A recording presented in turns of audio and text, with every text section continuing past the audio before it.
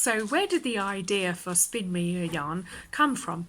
Well, actually, it dates back to a couple of years ago now, when I was teaching a private student, and he asked me to write a story which included some words that he was trying to memorize so that he could remember them better in context. I did this exercise and I actually really enjoyed it.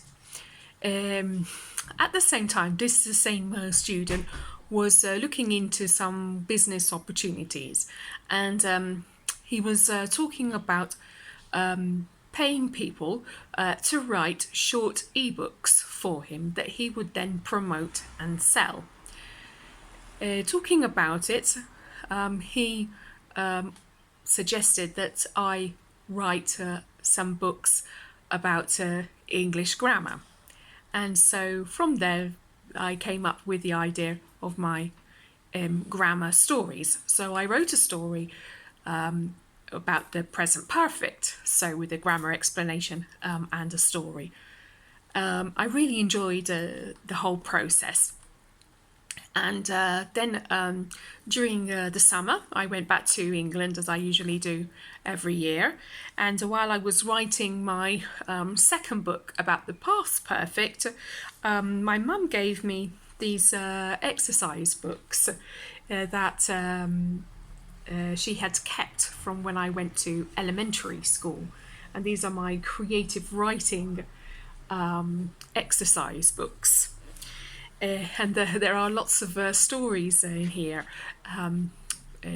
Some of them are true stories, and some of them are completely invented. And thanks to this, I started to think about my interest in creative writing. This is one story that I wrote about a giant, so I'd like to read that to you now. Okay, it's called The Giant Who Came to Tea. So it says, once upon a time, I was in the park on a swing when a most extraordinary thought came into my mind. This most extraordinary thing stayed in my mind for a long time. This is what I thought. I thought, if a giant came to tea, it would be funny. The swing stopped, and the thought broke out of my mind. Michael, my brother, came running up to me and said, "Time to go home. Tea's ready." When I got home, I found Mum and Dad on the coach, wine in their hands, watching a horror film. Dad says, "Tea's on trays in the kitchen. You can have it in here if you like." I had my tea and then I went to bed.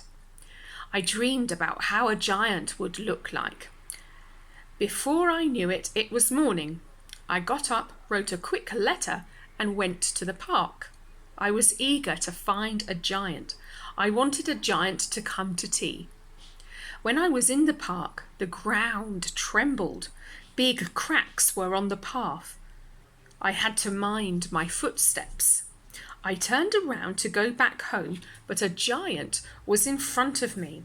"A giant! A giant! It's a giant!" I shouted. On his big tummy, I saw a T-shirt saying BFG. I knew it stood for the Big Friendly Giant. I asked him in a shivering voice, "Can you come to tea?" The giant said, "Yes, my dear, of course I can." Today?" "Yes, my dear." "Come to tea with me. Then we'll have some breakfast." When we got home, I said, "Sit out here. I'll get it for you. Wait." When I went out again, he was gone. Anyway, reading through these stories, I started to remember how much I had enjoyed creative writing in the past. Also, when I was at university, my French language teacher asked us to write a piece using the past simple, and I wrote my piece in the voice of one of the steps leading up to the opera in Paris. And in this story, the step talked about all the famous and people that he had seen going into the opera. So yeah, creative writing is something that I have already enjoyed. That same year, then I wrote two more stories, two more grammar stories. One about the past perfect, and another one which is Only Time Will Tell, about future forms. When I'd finished the one about future forms, the man who had originally suggested that I write these books went to Thailand, and I didn't hear from him anymore. So I thought, oh, what shall I do with these books then? So I started to show them to my existing students, and I got some good feedback from them about that. So I thought, well, why don't I try to publish one? And I did so. I published Only Time Will Tell on Amazon. And then it sort of sat there for a while I thought about how I could get maybe some more people to read my book. Well, then thanks to my very smart friends Samantha and Matteo at Sammy, they suggested that I start using social media. And so I started using TikTok and Instagram, and now YouTube. I've also joined a Vagabond English writing group, and this has given me lots of great ideas for some future stories. So thanks very much, Tricia, for that. What I'd like to do now is I'd like to publish my other two stories that I already have later on this year.